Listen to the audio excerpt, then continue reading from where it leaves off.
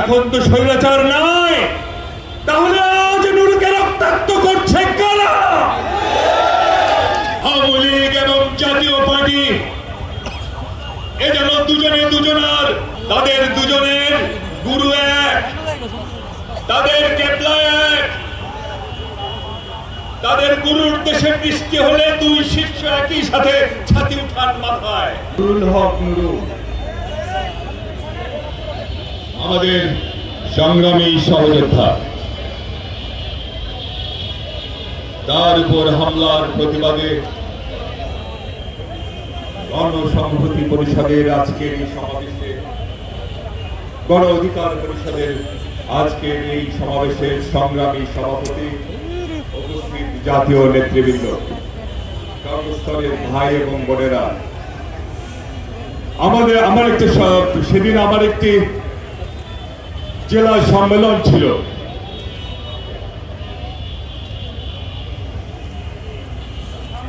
সম্মেলনে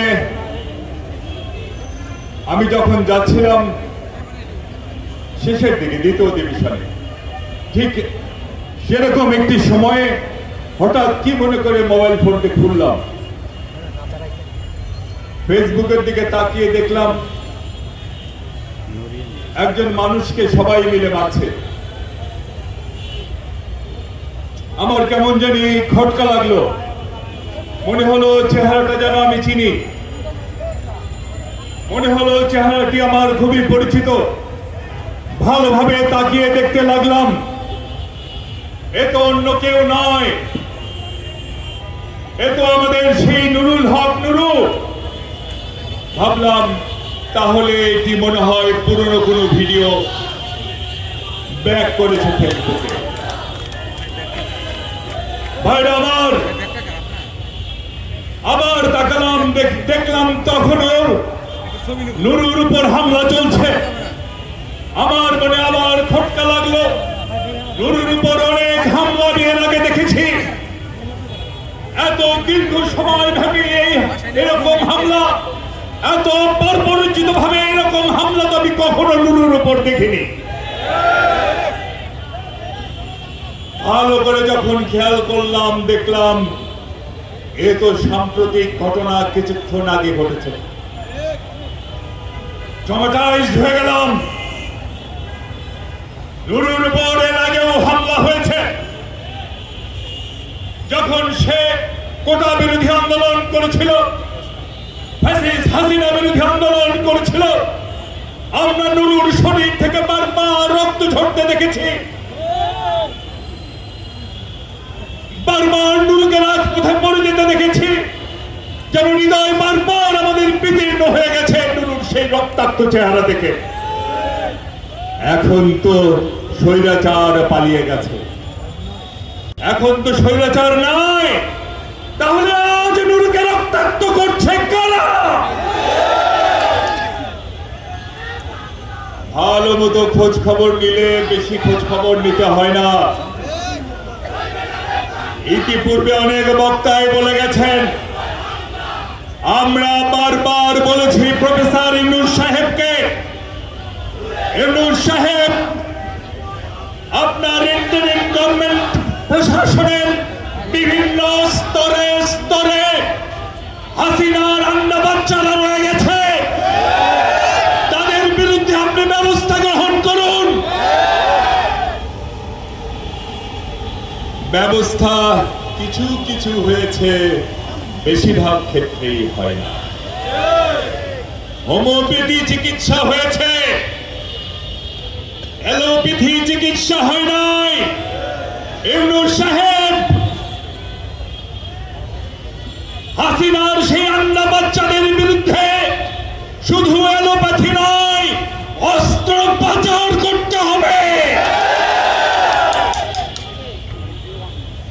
যেন তেন করে দেশ চালালে তো চলবে। সেদিন যদি আপনারা ব্যবস্থা গ্রহণ করতেন, আজকে নুরুর উপরেই হামলা হলো না। ভাই আমার, নুরুর সেই ঘটনা আমাদের সবাইকে কষ্ট দিয়েছে। এখানে আমরা যারা আছি, আমরা বিভিন্ন পলিটিক্যাল পার্টি করে আমাদের মধ্যে চিন্তা ভাবনার পার্থক্য আছে, আদর্শগত পার্থক্য আছে, আমরা পরস্পরের বিরুদ্ধে কথা বলি, এটি সত্য, এটাই তো গণতন্ত্রের সৌন্দর্য। কিন্তু একটি জায়গায় আমরা কিন্তু সব একমত, সেই বেনিটো মুসলিনি যিনি ফ্যাসিবাদ প্রতিষ্ঠা করে গেছেন, সেই ফ্যাসিজমের বাংলাদেশি সংস্করণ যিনি বাংলাদেশে চালু করেছিলেন,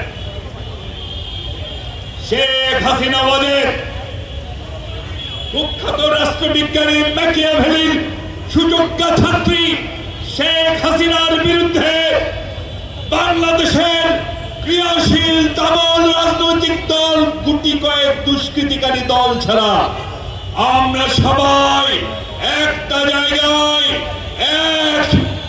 এক শরীর, এক মন, এক রক্ত, এক কণ্ঠ।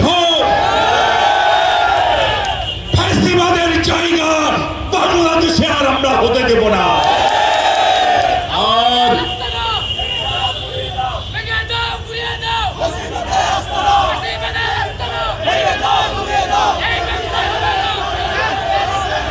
আর যারা বারবার বিদেশের